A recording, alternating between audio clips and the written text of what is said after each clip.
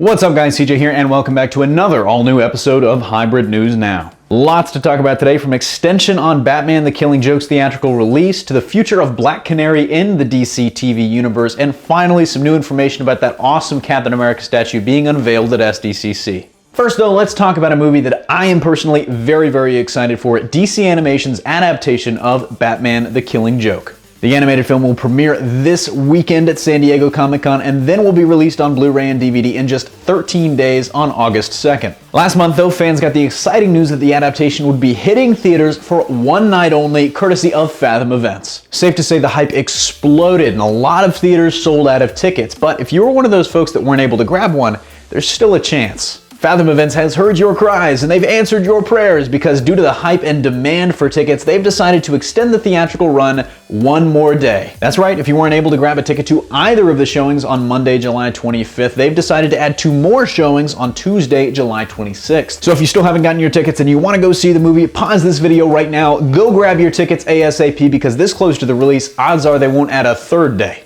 Unfortunately, there's one little caveat though. Because it's so last minute, they don't have as many participating locations for the second night. For example, in my immediate area, the number of theaters showing the movie dropped from 5 on Monday night to just 2 on Tuesday. And in our next story, let's talk a little bit more about the DCTV. We covered a bunch of news, rumors, and reports about the next seasons of CW's fall lineup yesterday, so be sure to check out that video if you haven't gotten a chance. But today, we've gotten some new details about one character's potential future on one of those shows, which apparently isn't so bleak as it might seem. Minor spoilers in like 5 seconds, but fans of Arrow were shocked and outraged last season at the death of Laurel Lance.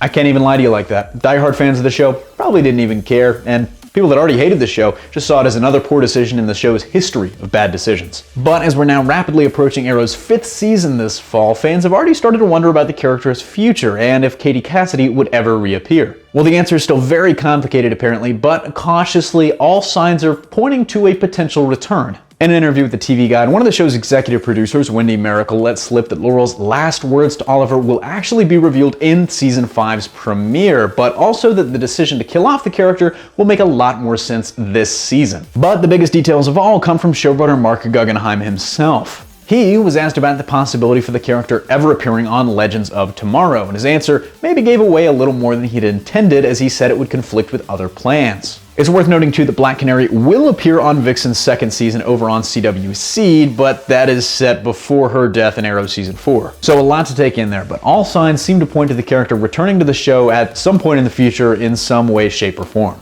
On to our last story of the day, we have our first look at the bronze statue of Captain America that's going to be installed in Brooklyn. And here it is. And a quick recap for you, the 13-foot-tall, 2,000-pound statue was commissioned to commemorate Cap's 75th anniversary of being published and will debut at Marvel's SDCC booth today. It'll be at the booth for the duration of the convention, where you can also buy a 1/12 scale replica if you're attending and so inclined. After that, the statue will be displayed in Brooklyn's Prospect Park for 2 weeks before moving to the Barclays Center. Finally, it'll stand for a year in Sunset Park outside of Bed Bath & Beyond, because nothing says America like Bed Bath & Beyond, I guess. No word on what they plan to do with the statue after that, but if they need someone to take it off their hands, I think it would look great in my living room. Kind of an interesting comment question of the day here. Let's have a little fun with it. Let me know which character you think deserves their own 13-foot tall bronze statue. Let me know down below. But that wraps it up for today's HNN. Thanks for watching. Don't forget to smash that like if you like what you saw, subscribe for more great content every single day, and consider supporting us on Patreon for access to all sorts of exclusive goodies, like every episode of Comic Book Versus up 11 days earlier before they premiere on YouTube. Signing off, this is CJ, and I'll see you next time.